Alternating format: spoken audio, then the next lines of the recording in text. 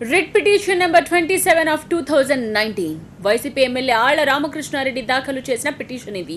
ఇప్పుడు ఈ పిటిషన్ ఓ కాలనీకి కంగారు పుట్టిస్తోంది. దాదాపు 30 ఏళ్ల పాటు సిటీ నడిబొడ్డున సుందరంగా కనిపించే ఓ ఏరియాలో పెను ప్రకంపనలు సృష్టిస్తోంది. ఈ పిటిషన్తో అక్కడ నివాసం ఉంటున్న వారి గుండెల్లో దడ పుట్టిస్తోంది. ఇక్కడ మీరు చూస్తున్న ఈ ప్రాంతం హైదరాబాద్ నడిబొడ్డునున్న ప్రశాసన్ నగర్. ఒకవైపు అందమైన జూబ్లీహిల్స్, మరోవైపు గచ్చిబౌలి. ప్రకృతి అందాలకు నిలయమైన అందమైన హిల్ ఏరియాలో ప్రశాసన్ నగర్ ఎంతో ప్రశాంతంగా కనిపిస్తుంది. దేశంలోనే టాప్ మోస్ట్ సివిల్ ఆఫీసర్స్ నివాసముంటున్న కాలనీ ఇది. ఎప్పుడూ ప్రశాంతంగా ఉండే ప్రశాసన్ నగర్లో ప్రస్తుతం ప్రశాంతత కరువైనట్లు కనిపిస్తోంది. అక్కడి అధికారుల్లో తెలియని టెన్షన్ మొదలైంది. ఎప్పుడు ఎలాంటి వార్త వినాల్సి వస్తుందో అన్న భయం వారిలో కనిపిస్తోంది. అందంగా తమ అభిరుచికి అద్దం పడుతూ కట్టుకున్న భవనాలు దూరమైపోతాయేమోనన్న బెంగ వారిలో మొదలైంది. ఇందుకు కారణం మంగళగిరి ఎమ్మెల్యే ఆళ్ల రామకృష్ణారెడ్డి పేల్చిన bomb. Writ petition number 27 of 2019.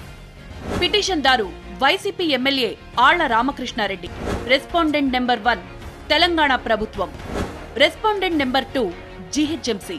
Respondent number 3 GHMC commissioner. Respondent number 4 GHMC zonal commissioner.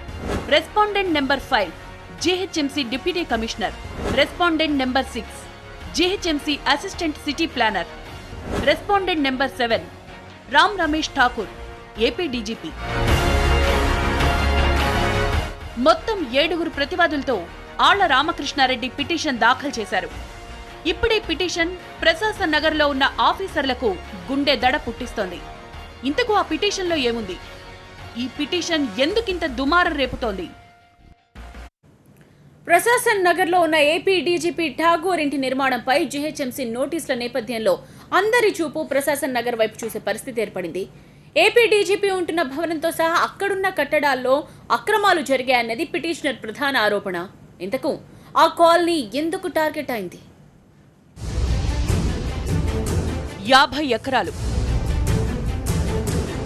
500 గజాల్లో ఒక్కో భవనం. అత్యంత ఖరీదైన ప్రాంతం. 1990లో అప్పటి ఉమ్మడి ఆంధ్రప్రదేశ్ సివిల్ ఆఫీసర్లకు స్థలం కేటాయించింది. దాదాపు 50 ఎకరాల్లో ఒక్కొక్కరికి 500 చదరపు గజాల స్థలం కేటాయించింది. నామమాత్రపు ధరకు విక్రయించింది. చుట్టూ కొండలు గుట్టలు, మధ్యలో పార్కులు, అందమైన రోడ్లు, ఓ పక్కా ప్లానింగ్తో కనిపిస్తుంది ప్రశాసన్ నగర్. 500 గజాల్లో అత్యంత సుందరంగా కనిపిస్తున్న ఈ భవనాలు నిబంధనలకు విరుద్ధంగా కట్టారంటున్నారు YCP MLA Alla Ramakrishna Reddy. Public పార్కులను కూడా ఆక్రమించుకుని విలాసవంతంగా భవనాలు కట్టుకున్నారనేది ఆళ్ల ఆరోపణ. మొత్తం 7 ప్రతివాదుల్లో 7వ ప్రతివాది అంటే ఏపీ డీజీపీ ఠాకూర్ కూడా ఉండడంతో ఇప్పుడే వివాదం 2 రాష్ట్రాల్లో దుమారం రేపుతోంది. అక్కడున్న వారిని టెన్షన్ పెడుతోంది. ప్రభుత్వం కేటాయించిన స్థలంలో కేవలం G+1కే అనుమతించారనేది ఆళ్ల రామకృష్ణారెడ్డి చెప్తున్న మాట. కానీ నిబంధనలకు విరుద్ధంగా అక్రమ కట్టడాలు వెలిశాయని ఆరోపిస్తున్నారు. అంతేకాదు నివాస భవనాలను కమర్షియల్ గా కూడా ఉపయోగిస్తున్నారని తన రిట్ పిటిషన్లో పేర్కొన్నారు. అదనపు అంతస్తులతో పాటు కార్పొరేట్ ఆఫీసులు, ఐటీ, ఫంక్షన్ హాల్స్, గెస్ట్ హౌజులు కట్టుకుని అడుగడుగున అక్రమాలకు పాల్పడ్డారని చాలా గట్టిగానే ఆరోపిస్తున్నారు ఆళ్ల. గౌరవ తెలంగాణ రాష్ట్ర హైకోర్టు వారు ఇచ్చినటువంటి ఆంధ్రప్రదేశ్ రాష్ట్ర డీజీపీ ఇంటి అక్రమ నిర్మాణానికి సంబంధించి ఇచ్చినటువంటి తీర్పుని వైఎస్ఆర్ కాంగ్రెస్ పార్టీ ఆహ్వానిస్తూ రాష్ట్ర డీజీపీఏ సాక్షాత్తు చట్టాలను ఉల్లంఘిస్తూ చేసినటువంటి అక్రమాలని, అన్యాయాల్ని ఇంకా ఎవరి ముందుకి వెళ్ళి చెప్పాలో మరి ఆయనే సమాధానం చెప్పాలి. రాష్ట్ర డీజీపీ గారు ఇల్లు కట్టుకుంటా ఉన్నాడు ప్రశాసన్ నగర్ హైదరాబాద్ జూబ్లీహిల్స్లో భారీ స్థాయిలో. అసలు ప్లాన్కి అప్లై చేసుకున్నాడా లేదా? గవర్నమెంట్ నుంచి జీహెచ్ఎంసీ నుంచి ఆ పర్మిషన్ వచ్చిందా లేదా అంటే లేనే లేదు. ఆయన ఇష్టం వచ్చినట్టు కట్టుకోవడం బిగిన్ చేశాడు. దాని తర్వాత సరే మరి నేను చేసే తప్పుడు పనిని కప్పించుకోవడానికి సాధ్యం కాదు. కాబట్టి 2010లో బీపీఆర్ఎస్ కింద అప్లై చేసుకుంటే 85,000 రూపాయలు సుమారుగా పెనాల్టీ విధించింది జీహెచ్ఎంసీ. కట్టాడు ఆయన. మొట్టమొదటి తప్పు, ఎందుకు బీపీఆర్ఎస్ కింద మీరు అప్లై చేసుకోవాలి? దాదాపు 30 భవనాలు కమర్షియల్గా వినియోగిస్తున్నారని జీహెచ్ఎంసీ గుర్తించిందని పిటిషన్లో తెలిపారు. ప్రస్తుత ఏపీ డీజీపీ ఠాకూర్తో పాటు దాదాపు 22 మంది ఇలాంటి కట్టడాలే కట్టారని ఆయన పిటిషన్లో పేర్కొన్నారు. ఈ అలిగేషన్లో ఏపీ డీజీపీ ఠాకూర్ కూడా ఉండడంతో ఇది రాజకీయంగా కూడా దుమారం రేగుతోంది. సుమారు 50 ఎకరాల విస్తీర్ణం, 260 ప్లాట్లు, అనేక పార్కులు, ఖాళీ స్థలాలు. ఇలాంటి ప్రశాసన్ నగర్ కూల్చివేతకు రంగం సిద్ధమైందా? జీహెచ్ఎంసీ తాజాగా అక్రమాలు, ఆక్రమణల్ని గుర్తించిన నేపథ్యంలో వీటినేం చేయబోతున్నారు? నిజంగా కూల్చివేతలు సాగితే ప్రశాసన్ నగర్ పరిస్థితి ఏంటి? ఇప్పుడిదే టెన్షన్ పుట్టిస్తోంది.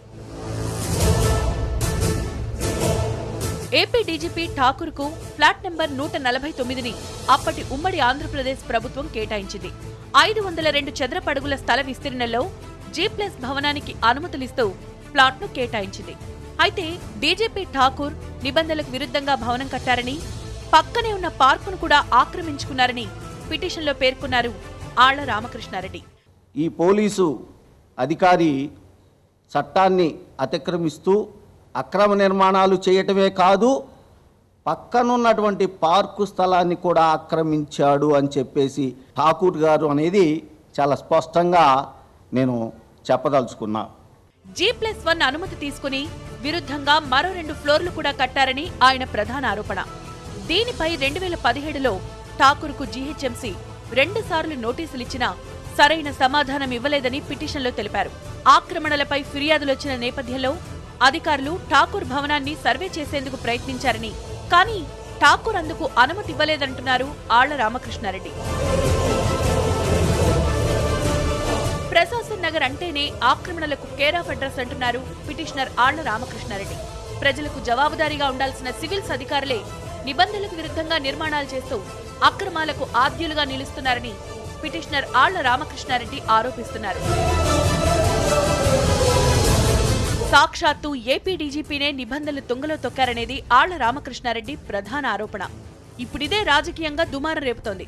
ఏపీ డీజీపీ ఠాకూర్ ఇంటి వివాద నేపథ్యంలో ప్రశాసన్ నగర్లో ఏం జరుగుతోందనే టెన్షన్ అక్కడున్న వారిలో మొదలైంది.